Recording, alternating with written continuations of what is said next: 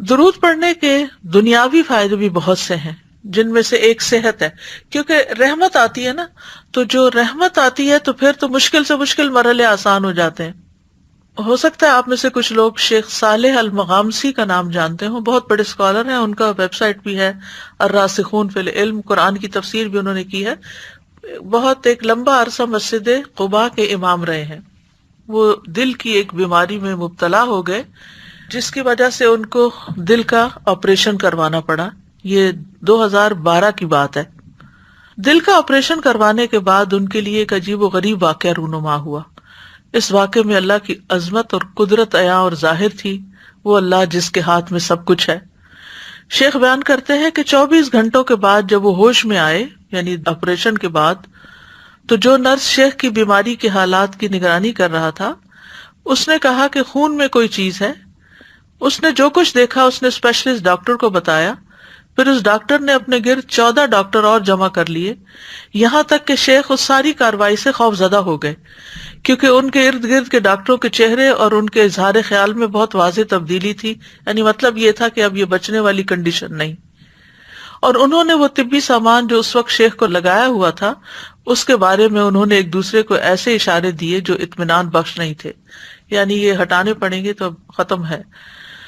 اور ڈاکٹروں کے جمع ہونے کے بعد ان کے پاس مشاورتی ڈاکٹر آدم لیرے آئے، جو کہ اس آپریشن کے ذمہ دار تھے۔ انہوں نے بتایا کہ کچھ خون ہے جو دل کے آپریشن کے بعد دل پہ جم گیا ہے۔ انہوں نے شیخ کو بتایا، شیخ صالح کو، کہ دوبارہ آپریشن کرنا پڑے گا اور دل کو دوبارہ آپریشن کے لیے کھولنا پڑے گا، کیونکہ جو خون ان کے دل پر جمع ہو گیا ہے وہ خطرناک حالات کی طرف لے جا رہا ہے، یعنی وہ بچنے کی امید نہیں۔ اس بنا پر دل پر جمع ہونے والے خون کا مکمل اخراج ضروری ہے۔ یہ خبر سن کر ان کے ہوش اڑ گئے، وہ اشہد ان لا الہ الا اللہ اور وان محمد رسول اللہ پڑھ رہے تھے کہ جانے کا وقت قریب آ گیا۔ پھر انہوں نے آپریشن کے لیے اپنی رضامندی ظاہر کر دی تو ڈاکٹروں نے ان سے لازمی طبی سامان کو ان سے الگ کر دیا جو اس وقت ان کو لگایا گیا تھا، اور ان کو لے کر دوبارہ آپریشن تھیٹر کی طرف جانے لگے۔ اس لمحے ان کا سامنا ایک لبنانی نرس نے کیا۔ وہ شیخ سے بہت متاثر تھی، یہ بہت مشہور آدمی ہے یہ۔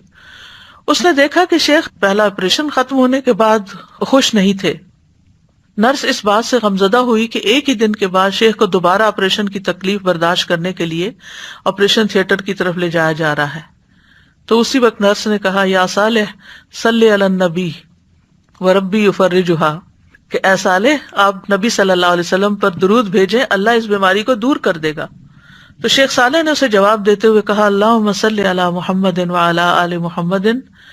اور شیخ اپنی اس روایت کو واقعہ خود یہ بیان کرتے ہیں اور قسم کھا کے کہتے ہیں کہ درود میں پڑھ رہا تھا کہ اچانک کوئی چیز تبدیل ہو گئی اور آپریشن کی کارروائی کے لیے استعمال کیے جانے والے اوزار تبدیل ہونے لگے، اور ڈاکٹر آدم کو ایک مرتبہ پھر بلایا گیا۔ جب انہوں نے الٹرا ساؤنڈ کی اسکرین دیکھی تو وہ حیران رہ گئے۔ شیخ صالح سمیت سب کو ایک اچانک ناگہانی صورتحال کا سامنا تھا۔ دل میں جمع ہونے والا یہ خون سارے کا سارا بہہ کے جاری ہو گیا۔ اس وقت شیخ اپنے اس واقعے کے اثر سے رونے لگے۔